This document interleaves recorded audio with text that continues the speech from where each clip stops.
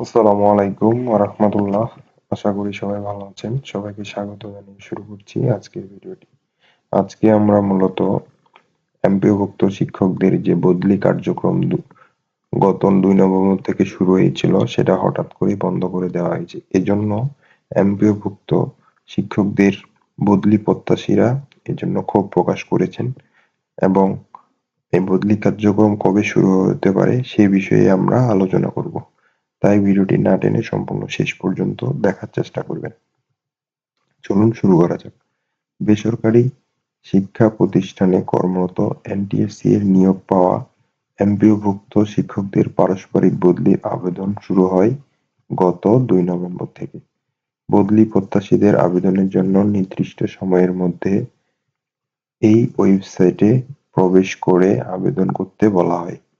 তবে আগামী ১৫ ডিসেম্বর পর্যন্ত এই কার্যক্রম চলার কথা থাকলেও সরকারের পক্ষ থেকে অপ্রত্যাশিতভাবে সেটা স্থগিত হয়ে যায়। অর্থাৎ আপনারা জানেন যে এটা ২ নভেম্বর শুরু হয়েছিল, ১৫ ডিসেম্বর পর্যন্ত চলার কথা ছিল। কিন্তু হঠাৎ করেই সেটা আপনার স্থগিত হয়ে গিয়েছে। বদলি আবেদন শুরুর পরেই গত ৩ নভেম্বর আরেকটি সিদ্ধান্তে ১ নভেম্বর থেকে চালু হওয়া পারস্পরিক বদলির আবেদন প্রক্রিয়া সাময়িক স্থগিতের কথা জানানো হয়। বিষয়টি নিয়ে ক্ষোভ প্রকাশ করেছেন বদলি প্রত্যাশীরা। তাদের দাবি বিষয়টি যেন দীর্ঘায়িত করা না হয়। যত দ্রুত সম্ভব বিষয়টি নিয়ে শিক্ষা মন্ত্রণালয়কে কাজ করার দাবি জানিয়েছে। কার্যক্রম স্থগিত হওয়ার কারণ ও পুনরায় চালুর বিষয়ে জানতে চাইলে মাধ্যমিক ও উচ্চশিক্ষা অধিদপ্তরের মহাপরিচালক প্রফেসর এ.বি.এম. রেজাউল করিম জানান, বদলি কার্যক্রম পুনরায় চালুর বিষয়ে আমরা কাজ করছি।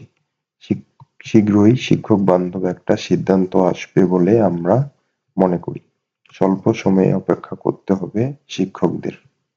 অর্থাৎ তারা চেষ্টা করছে খুব দ্রুতই পুনরায় এই বদলি কার্যক্রম শুরু করার। জানা গেছে বদলির জন্য অনলাইনে আবেদনের ক্ষেত্রে প্রত্যাশীদের অবশ্যই পারস্পরিক বদলির সম্মতিপত্র, জাতীয় পরিচয়পত্র এবং এনটিআরসি এর সুপারিশপত্র সংযুক্ত করতে হবে। এই বিষয়ে জারি করা বিজ্ঞপ্তিতে বলা হয়েছে, শিক্ষা মন্ত্রণালয়ের ১ আগস্টের এক চিঠিতে মাধ্যমিক ও উচ্চ শিক্ষা অধিদপ্তরের আওতাধীন বেসরকারি স্কুল ও কলেজের কর্মরত শিক্ষকদের পারস্পরিক বদলি সংক্রান্ত নীতিমালা ২০২৪ জারি করা হয়। এ বিষয়ে বেসরকারি শিক্ষক নিবন্ধন ও প্রত্যয়ন কর্তৃপক্ষ সচিব এ.এম.এম. রিজওয়ানুল হক বলেন, আবেদনকারীরা নির্দেশনা অনুযায়ী আবেদন করলে পরবর্তীতে কর্তৃপক্ষ বিষয়টি বিবেচনায় নেবে।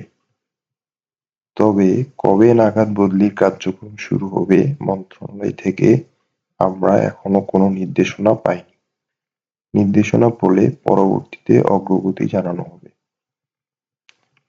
এদিকে শিক্ষা মন্ত্রণালয় সূত্রে জানানো গেছে, স্বল্প বেতনে শিক্ষকদের জন্য গুরুতর দুর্দশা সৃষ্টি করে এমন একটি সমস্যা সমাধানের জন্য শিক্ষকদের বদলির ব্যবস্থা একটি ব্যয়হীন উদ্যোগ।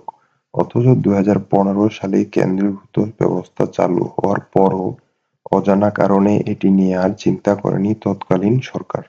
সম্প্রতি শিক্ষা উপদেষ্টা ওয়াহিদ উদ্দিন মাহমুদও বিষয়টি নিয়ে গণমাধ্যমের সাথে কথা বলেছেন। শিক্ষা মন্ত্রণালয় সূত্রে জানানো যায়, এনটিআরসি এর নিয়োগ পরিপত্র অনুযায়ী একজন ইনডেক্সধারী শিক্ষক যেকোনো বয়সে পরবর্তী যেকোনো গণবিজ্ঞপ্তিতে আবেদনের মাধ্যমে মেধা তালিকা অনুযায়ী প্রতিষ্ঠান পরিবর্তন করতে পারবেন। অর্থাৎ ইনডেক্সধারী শিক্ষক হলে আপনার বয়স কোনো ম্যাটার না, যেকোনো বয়সে আপনি পরবর্তী গণবিজ্ঞপ্তিগুলোর মাধ্যমে মেধা তালিকা অনুযায়ী আপনার প্রতিষ্ঠান চেঞ্জ করতে পারবেন। আপনারা জানেন যে বর্তমানে যে সিস্টেমটি চালু রয়েছে সেটা আপনার দেখবেন যে এক জেলা বা এক বিভাগের শিক্ষক অন্য বিভাগে গিয়ে চাকরি করছে, যেটা কোনো সামঞ্জস্যপূর্ণ নয়। সেক্ষেত্রে বর্তমানে আপনারা ইনডেক্সধারী হলে বয়স কোনো ম্যাটার হবে না, সেটা পরবর্তী কোনো বিজ্ঞপ্তিগুলোতে আপনারা মেধা তালিকা উপর দিকে থাকলে আপনাদের পছন্দ অনুযায়ী স্কুল কলেজগুলোতে বদলে নিতে পারবেন। দ্বিতীয় ও তৃতীয় গণবিজ্ঞপ্তিতে অনেক নিবন্ধনকারী শিক্ষক নিজ এলাকায় শূন্যপদ না থাকায় দেশের এক এলাকা থেকে অন্য এলাকায় আবেদন করে সুপারিশ পেয়েছেন। 2015 সালের পরিপত্রের ৭ নম্বর অনুচ্ছেদ সাময়িক স্থগিত করার কারণে চতুর্থ-পঞ্চম গণবিজ্ঞপ্তিতে ইনডেক্সধারীদেরও আবেদনের সুযোগ বন্ধ হয়ে যায়। এতে ইনডেক্সধারী শিক্ষকরা সমস্যায় পড়েন। তো মূলত এই ছিল আজকের বিষয়। খুব সংক্ষেপে আপনাদের সামনে তুলে ধরার চেষ্টা করেছি। আশা করি ভিডিওটি আপনাদের ভালো লেগেছে। ভিডিওটি ভালো লেগে থাকলে চ্যানেলটি সাবস্ক্রাইব করবেন এবং পরবর্তী আপডেট পেতে পাশে থাকা বেল আইকনটি প্রেস করে রাখবেন। সবাই ভালো থাকবেন, সুস্থ থাকবেন, নিরাপদে থাকবেন। আল্লাহ হাফেজ।